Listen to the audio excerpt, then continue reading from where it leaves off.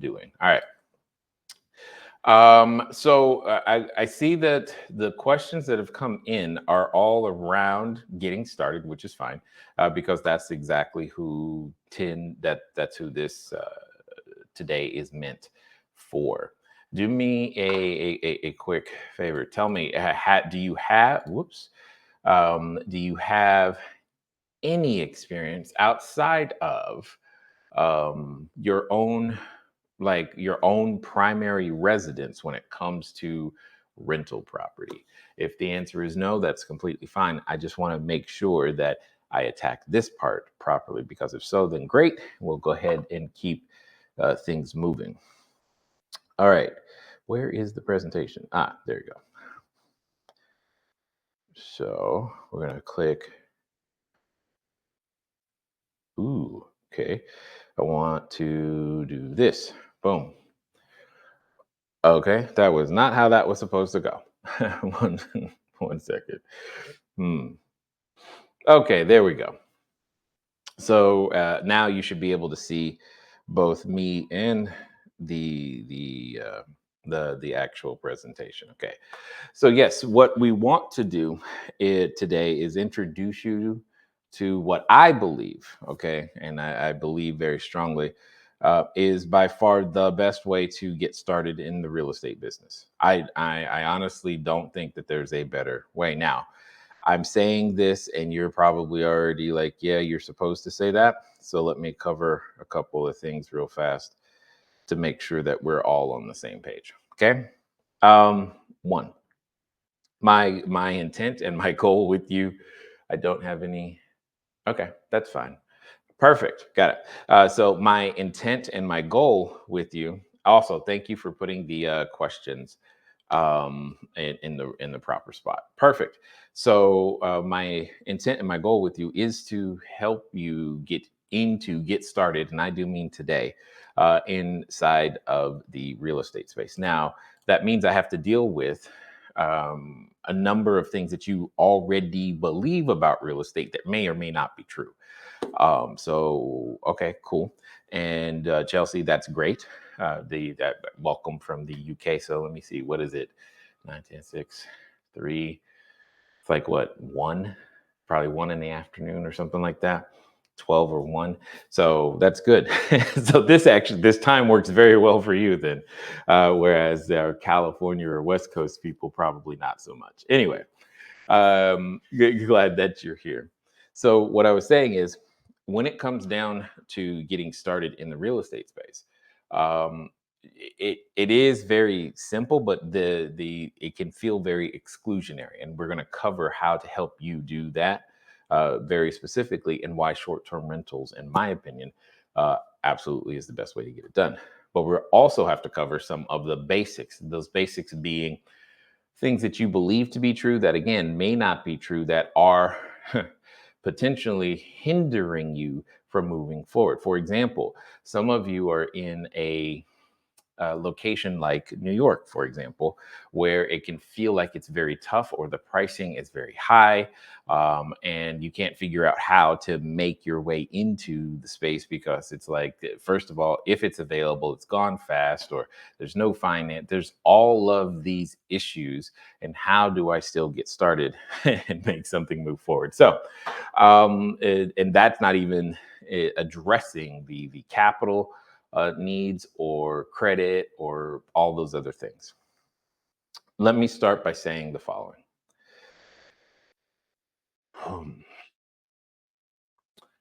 Today, so long as you take some notes, I'm going to give you even scripts and access to things that you need, so that today you can be either on the phone or in person building your version of your business. Okay.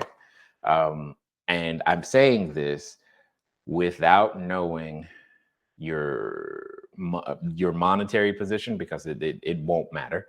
And I'm saying this without knowing even your professional experience, not because it won't matter, but because it won't. It's not something that's preventing you from moving forward. So I just want to say that. All right.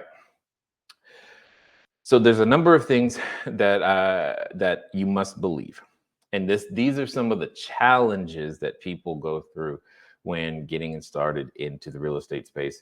Um, but at the end of the day, please remember this: humans, meaning me, you, us, we like having a roof over our head. How long has that been the case? How long?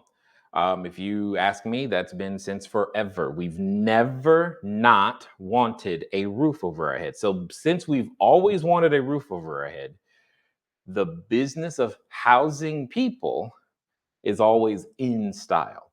The business of housing people is always in style. Okay. And it's really important to grasp that. So sometimes we get caught up in the marketplace or what's that, the inflation and tariffs and all the other craziness that's going on in the news, right? Well, here's you saw the person that I introduced you to, Rebecca, right? At the beginning. Well, what I want to do is also this. Nope, did that not show up? No, it did not. Okay, where did it go? There, is that it? Yeah, there it is. All right. So what I want to do is show you that. The reason I'm showing you this is because this is this right here. What you're looking at is one of Rebecca and her partner Erica. This is one of their properties. It's Hicksville Trailer Palace. It's out in California. Sorry, near Joshua Tree. They have, in fact, I believe they're opening up a new location. Yeah, or they have a new location in Hicksville Pines and Idlewild. My point in sharing this to you is because they have gone on to have multiple hotels. So, uh, and they also have the record for the most number of short-term rentals using our system, which is 150. So, which is great. At the end of the day, I just want to begin to expand your thought process on what this business is. Yes, um, there's there's there's a lot to the business, but it's also simple. Okay, I don't want it to go be. I don't want that to escape you or go to some place to where you think you cannot. Um, like it's impossible for you. No, it's not that it's impossible for you. It's just that you don't know how to make it more probable. So that's what we're going to focus on right now. All right, let me go back over here. So the question becomes, how do I make this work, Jay? How do well, from where I am, I'm in Australia and I don't, the gearing is different, or I've only done let to let before. UK people, I've never done any real estate before, or I'm unemployed. All of these things can be a part of the story that we tell ourselves. So I'm going to let you know my story real fast so that it helps you to understand where I'm coming from. Because where I'm coming from, I believe you can get it done. When I first got started in real estate, my ex wife was pregnant. She has a condition known as hyperemesis. Okay. So she could not eat or drink while pregnant. That's bad. And then I went to go blow off steam one day. So when I went to go blow off steam, I went to play volleyball. Now you can't tell from where you are right now, but I'm 6'5". Okay. And so, right, I could be 5'7" for all you know at this point, but no, I'm 6'5". And uh, I went to spike the ball and I landed on the guy's head. I landed on this guy's head and punctured my lung. Yeah. So then I couldn't walk and talk. Those two things. So she couldn't eat or drink. I couldn't walk and talk. That's how I got into real estate, because I was unable to earn income with my physical labor. And this is where one of the first things I want you to write down is that you don't need a job, you need a source of income. That's one of the first lessons that I got taught. And that's how I learned it, right? You don't need a job, you need a source of income. Oftentimes when we say I want money, we think I need a job, right? That's a conditioned, keywords, that's a conditioned response, all right? Because Let me see. Can you see this? Yes, perfect. So some of you, you've seen something like this before, what I'm drawing. This is the what's known as the cash flow quadrant, made popular by Robert Kiyosaki, right? Do me a favor real fast. Does this do these letters look the right direction to you? I just need to double check because my confirmation screen is showing them as inverted. They're supposed to be E, S, B, and I. I promise you I know how to write in English. All right, good. Thank you, because I was like, what is going on? All right, so this is the cash flow quadrant, and it can be used for many different things, but for our purposes right now, we're going to talk about how these four individuals who participate in the marketplace, how these four individuals earn money, right? Because this is what's important for you to understand. So if we think of the entire participants in the marketplace, you've got the employees, you've got self-employed or specialists, you've got the business owners, you've got investors. ESBI. When it comes to being an employee, this one is strictly time that's supposed to be a clock for dollars, right? How long you're there determines how much you earn.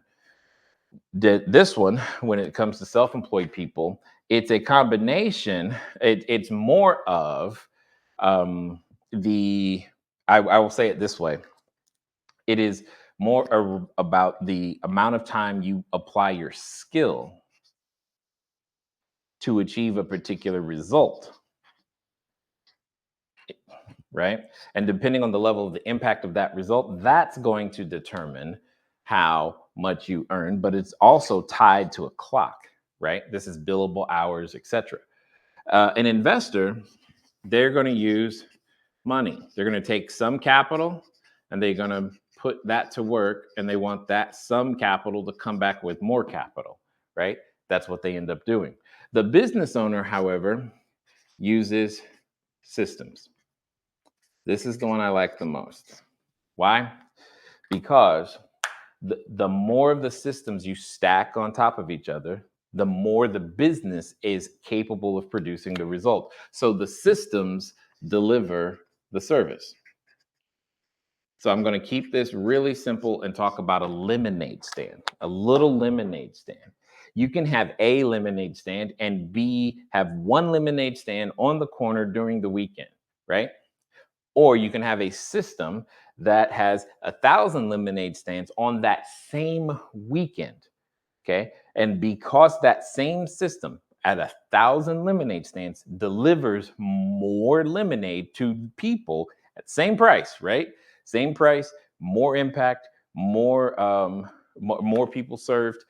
This one, the business is going to earn more money. Here's the difference: is the amount of time personally contributed plus the impact that's available. Now, because this one is quick, employees get time. When I say quick, I mean all you have to do is find the job and do the job. You get paid, right? The skill set, one same thing. Find the client and do the work. The business though says build the system. Then it says market the system so that others can use it. And the investor is find the investment, or more importantly, find the entrepreneur who you are willing to invest in, who has the systems so that this can happen.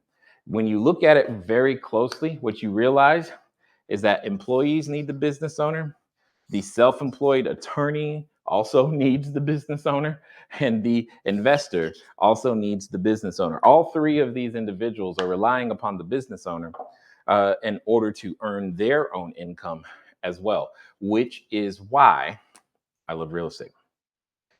I don't, now I need to say this real clearly.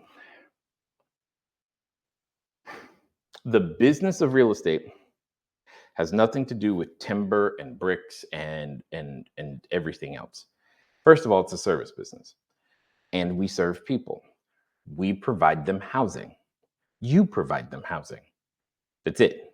Okay.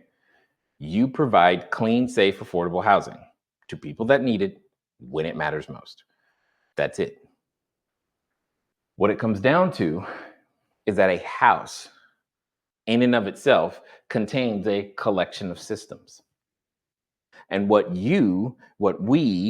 all of us are doing is adding the same systems on multiple locations. So let me explain really quick.